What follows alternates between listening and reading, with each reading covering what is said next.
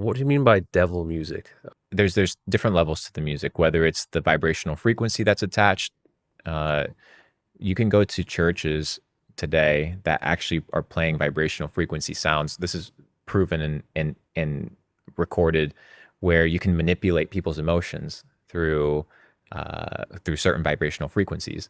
At churches, some mega churches, they'll kind of run sound waves in order to evoke emotions for people to give more money, in order for people to believe certain things. And then you have to also look at who's the origin source of that song. What's their intent? What are the lyrics? What are the lyrics telling me? Is it nurturing my soul? Is it destroying me? Is it making me view women in a different lens? Is it making me think about things that I shouldn't be thinking about? Or is it inspiring me? Is it pushing me towards positivity?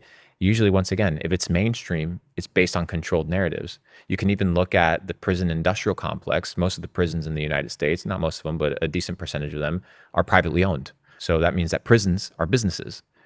A lot of the prisons that are controlled at a private level, they have a stake in the biggest music record labels, and they've done deals with a lot of hip hop artists to push certain narratives on violence and gang culture Fuck the police.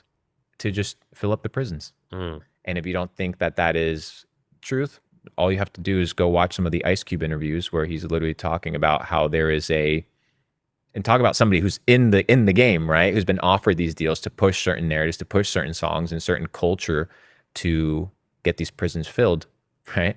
Because the more prisoners you have, the more profitable you are. And I would just be very careful, whether it's a podcast, whether it's a YouTube video, whether it's a movie, whether it's a song. Be very careful and try to avoid anything that you think isn't going to nurture your soul. One, two, be very careful that you understand the intent of the person. And three, be very careful with the lyrics, because repetition also influences behavior. Hmm. So if you're always listening to fuck bitches, sex, sex, sex, drugs, guns, well, that's pretty much what you're going to be Yeah. thinking about all day long. Once again, the mind is very malleable. The mind is very persuadable. But the worrying thing is how these people are literally idolized, particularly in America. Like, I feel as though the worst people are getting all the fame and the attention. Well, because fame is fabricated. Once again, if you control the radio stations and people just turn on the radio and you're the one that dictates what songs are going to be on the radio, then you're good. If you understand vibrational frequencies and what triggers certain emotions, like Drake's mastered vibrational frequencies. That's why he has a specific beat, a specific tune, a specific flow. It's because he found a winning flow that just causes him to have hit after hit after hit after hit. There's a science behind it. It's not just, oh, this guy just sits in the lab and the song just cooks up and it's dope. No, there's a science behind virality. There's a science behind distribution. There's a science behind fame.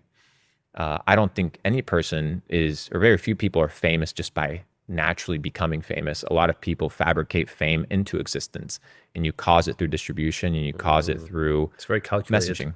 Everything's calculated. It's more calculated than people actually think. When you look at video games, when you look at the music industry, when you look at the movie industry, they literally hire psychologists to come in and figure out how to push certain narratives because they understand how the brain works. Yeah. And unless you're safeguarding your mind and you're the one that's dictating how you want to think, then somebody's going to think on your behalf. You know, the weirdest thing is when I meet some super smart people, they're so good at mastering the art of conversation and charisma. I feel like I'm literally being seduced mid conversation.